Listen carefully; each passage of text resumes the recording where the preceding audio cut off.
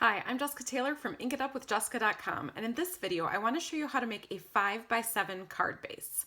Usually when I make cards, I make what's called an A2 size, which is a finished size of 4¼ inches by 5½ inches. But sometimes you need just a little bit bigger surface to work with, or you just want to make a bigger card. Maybe you have more people that you want to be able to sign the inside. So I'm just going to show you really quickly how to make a 5x7 card base.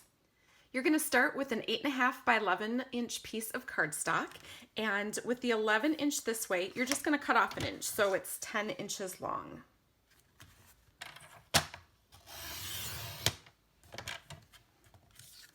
Then you'll turn your cardstock and make the 8½ inch side 7 inches long.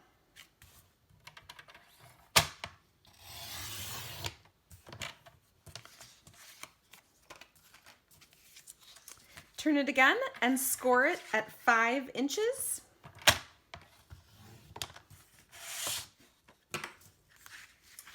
Fold it on the score line, making sure that your corners match up. Give it a good crease with your bone folder, and you've got a 5x7 card base. Let me show you a few 5x7 Valentine cards that I've made this year. Here's an extra tip. This doily edge down here is actually the tops of 2 heart doilies, just taped underneath my embossed paper. Here's one of those heart doilies that is actually still the heart.